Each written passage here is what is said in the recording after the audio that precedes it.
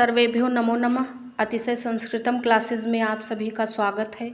हम लोग पढ़ रहे थे अभिज्ञान शाकुंतलम चतुर्थ अंक की व्याकरणात्मक टिप्पणी।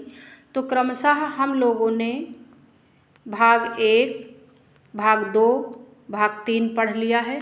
आज हम लोग भाग 4 पढ़ेंगे। ये चतुर्थ अंक की व्याकरण है और व्याकरण बहुत ही महत्वपूर्ण है। तो पहला शब्द है अन्येभ्यः। अन्येभ्यः पद में पंचमी विभक्ति है।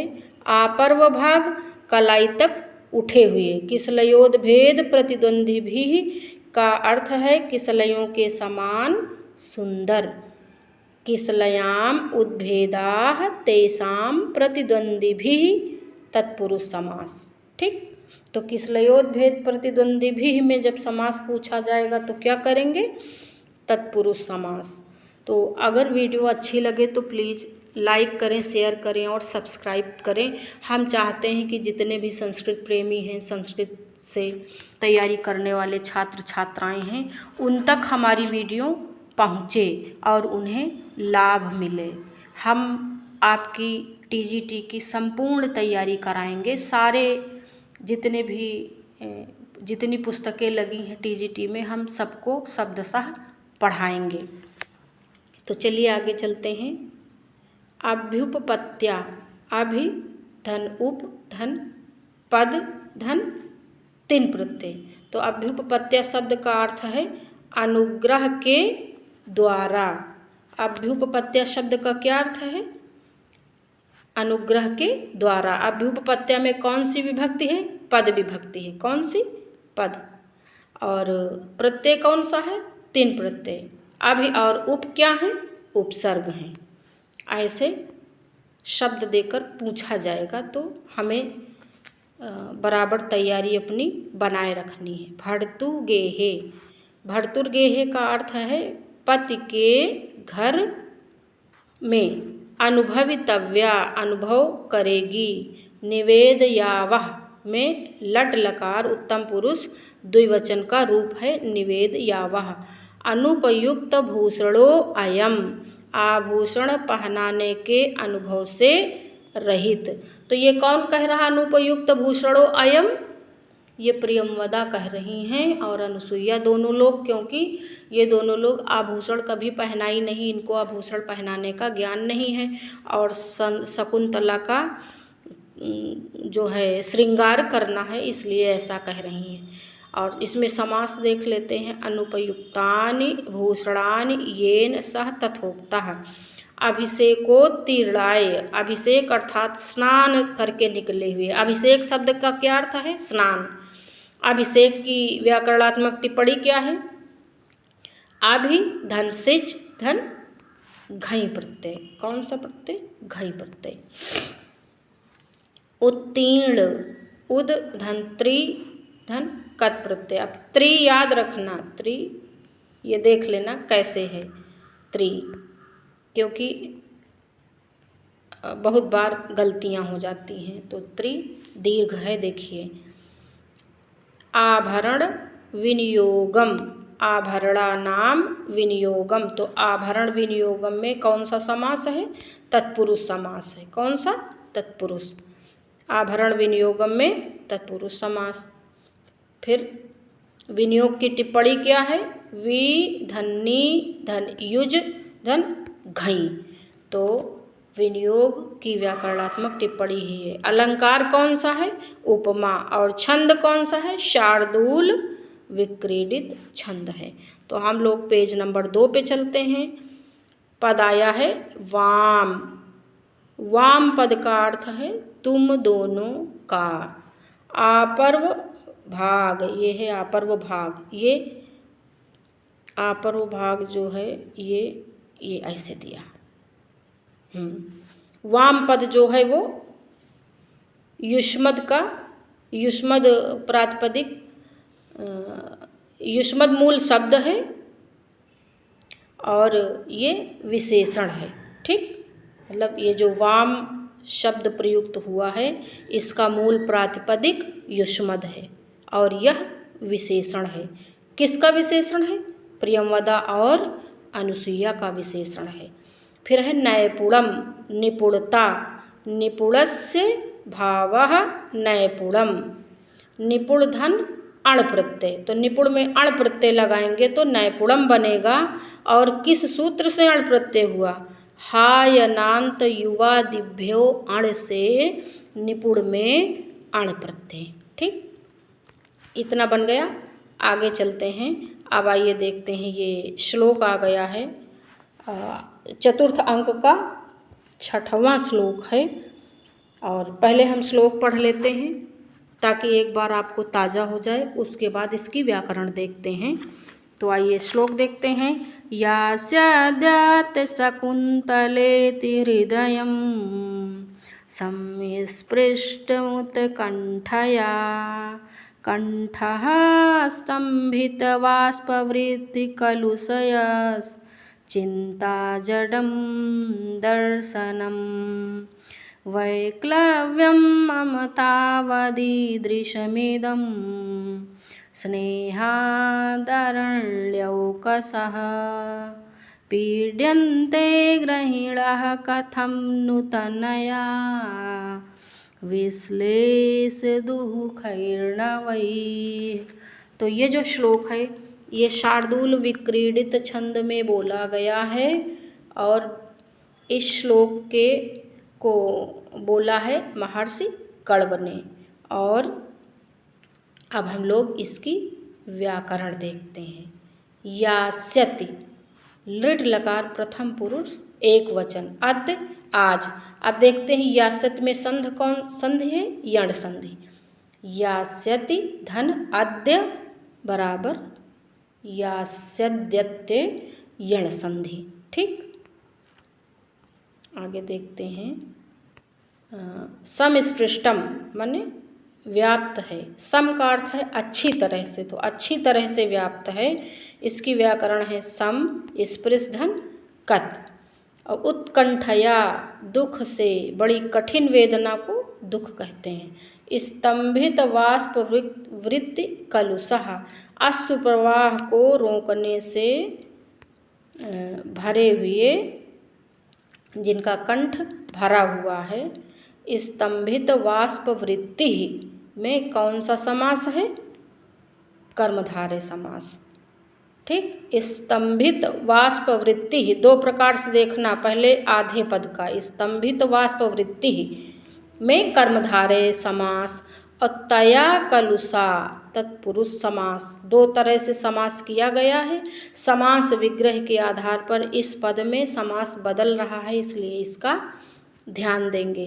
फिर है चिंता जडम, चिंतायाः जडम, चिंता जडम तत्पुरुष समास। चिंता जडम किसका विशेषण है? तात्कास्यप का। दर्शनम की व्याकरण दृश धन ल्युट प्रत्यय। वैक्लव्यम विकलस्य भावः, विकल धन स्यई प्रत्यय। वैक्लव्यम में कौन सा प्रत्यय? स्यई प्रत्यय, इसका ध्यान देंगे ना, थोड़ा अलग है। अरण्यौकसः, अरण्य का अर्थ होता है जंगल और ओकसः का अर्थ है घर। तो जंगल ही है घर जिसका, वह अरण्यम ओकः यस्य तस्य बहुव्रीहि समास। अरण्यौकसः में कौन सा समास? बहुव्रीहि समास। कथम नु क्या ही, विश्लेष विश्लिष धन घई प्रत्यय। विश्लेष में कौन सी धातु है? श्लिष धातु है और उपसर्ग वी है और प्रत्यय घई है। तो घई प्रत्यय किस अर्थ में है? भाव अर्थ में। और यह पुल्लिंग में प्रयुक्त है, पुल्लिंग शब्द बना है। फिर है तनया विश्लेष दुखई है, पुत्री के वियोग से दुखी। फिर तनया नाम विश्लेषाद दुखम तैह तत्पुरुष समास। यहाँ पर व्यतिरेक अलंकार है और शार्दूल विक्रीडित छंद है इस श्लोक में। किस श्लोक में? यास्यद्यत् शकुन्तलेत हृदयम वाले श्लोक में। फिर देखिए कुछ विशेष दिया है, ये नोट इसमें ये है नोट। प्रथम बार रंगमंच पर महर्षि कण्व का दर्शन होता है। ये जो श्लोक महर्षि कण्व बोले हैं, ये पहली बार जब रंगमंच पर चतुर्थ अंक में आते हैं तब ये श्लोक बोलते हैं। ऐसे पूछा जाएगा कि क्योंकि महर्षि कण्व तो 14 श्लोक चतुर्थ अंक में बोले हैं ना, तो वह पहला कौन सा श्लोक है जिसे रंगमंच पर आकर महर्षि कण्व ने बोला, तो कौन है? यास्यद्यत्य शकुंतलेति हृदयम वाला श्लोक। उस श्लोक में कौन सा छंद है? तो उसमें शार्दूल विक्रीडित है। अलंकार कौन सा है? व्यतिरेक है। ऐसे याद रखेंगे। फिर आगे व्याकरण देखते हैं। अवसित मंडना, अवसितम मंडनम यस्याह सा बहुव्रीहि समास। फिर अवसित अवशोधन कत प्रत्यय। अवसित मंडना कौन है? अवसित मंडना शकुंतला है। फिर है क्षौम युगलम, क्षौम युगलम, तो शुभ कार्य में एक का निषेध होता है। शुभ कार्य में एक का निषेध होता है, इसलिए युगलम पद का प्रयोग हुआ है। और छुमा का अर्थ है रेशम, रेशमी, और छुमा का विकार यानी कि क्षौम, अण प्रत्यय लगा के, तो क्षौम युगलम, क्षोम नहीं होगा, क्षौम होगा। आनंद परिवाहिणा, आनंद के आंसुओं को बहाते हुए। आनंदम परितः वाहयति इति। आनंद परिधन वही धन ऋण तृतीया का एक वचन। ठीक, आनंद परिवाहिणी तृतीया का एक वचन। फिर है आनंद परिवाहिणी की व्याकरणात्मक टिप्पणी देख लेते हैं। आनंद परिधन वह धन ऋणी धन तृतीया, यानी कि आनंद परिवाहिणी में तृतीया विभक्ति है। ठीक, और इसमें धातु उपसर्ग सारी चीज़ें याद रखना। फिर 7वां श्लोक है अभिज्ञान शाकुंतलम का, चतुर्थ अंक का, और यह श्लोक भी तात काश्यप बोलते हैं। तो ये श्लोक भी हम लोग ताज़ा कर लेते हैं। यया तेरिव शर्मिष्ठा भर्तुर्बहुमता भव, सुतं त्वमपि सम्राजं सेवपुरुम् अवाप्नुहि। यया तेरिव शर्मिष्ठा भर्तुर्बहुमता भव, सुतं त्वमपि सम्राजं सेवपुरुम् अवाप्नुहि। तो ये श्लोक, इस श्लोक के वक्ता कौन है? तात काश्यप। किससे बोल रहे हैं? शकुंतला से बोल रहे हैं। इस श्लोक में कौन सा छंद है? तो इस श्लोक में श्लोक वृत्तम, और श्लोक छंद का अन्य नाम क्या है हमने पिछली वीडियो में बताया है, तो आप लोग कमेंट करके बताएं हमें। ठीक, तो हम लोग इसकी अब व्याकरण देखते हैं। भर्तुः का अर्थ है पति को, सम्राजम सम्राजधन क्विप प्रत्यय, अवाप्नुहि माने प्राप्त करो। तो इस श्लोक में कौन सा अलंकार है? उपमा अलंकार है। और श्लोक छंद है। श्लोक यानी अनुष्टुप। श्लोक छंद का अन्य नाम, प्रसिद्ध नाम अनुष्टुप है। फिर अगला चतुर्थ अंक का श्लोक नंबर 8 है, और ये श्लोक है अमी वेदिम परितः क्लिप्तधिषणयाः समिधवन्तः प्रांत संतीर्ण दर्भाः अपघ्नन्तो दुरितं हव्यगन्धैर्वैतानस्तां वह्नयः पावयन्तु। तो ये जो श्लोक है, ये जो है त्रिष्टुप छंद में है, वैदिक छंद है। इससे ये पता चलता है कि कालिदास जी को वैदिक छंदों का भी ज्ञान था। ऋग्वेद का आश्रय लेकर इस श्लोक की रचना की गई है। इस श्लोक को महर्षि कण्व बोलते हैं। तो देखते हैं हम लोग इसकी व्याकरण। प्रांत संसतीर्ण दर्भाः, जिसके आसपास कुश बिछाए हैं। प्रांतेषु संसतीर्णाः दर्भाः येषां ते बहुव्रीहि समास। आगे देखते हैं। क्लिप्त धिषणयाः, जिसको यथास्थान स्थापित किया गया है। क्लिप्तानि धिषणयानि येषां ते बहुव्रीहि समास। ठीक। फिर समिधवन्तः, समिधाओं से युक्त।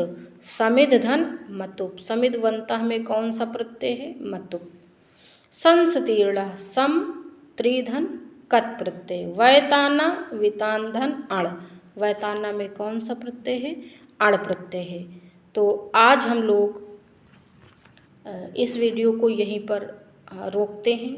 वीडियो कैसा लगा हमें कमेंट करके ज़रूर बताएं और हमारे चैनल को लाइक करें, सब्सक्राइब करें, शेयर करें। हम चाहते हैं कि हमारे जो नोट्स हैं उसका लाभ संस्कृत से जुड़े हुए सभी विद्यार्थियों को मिले। धन्यवाद।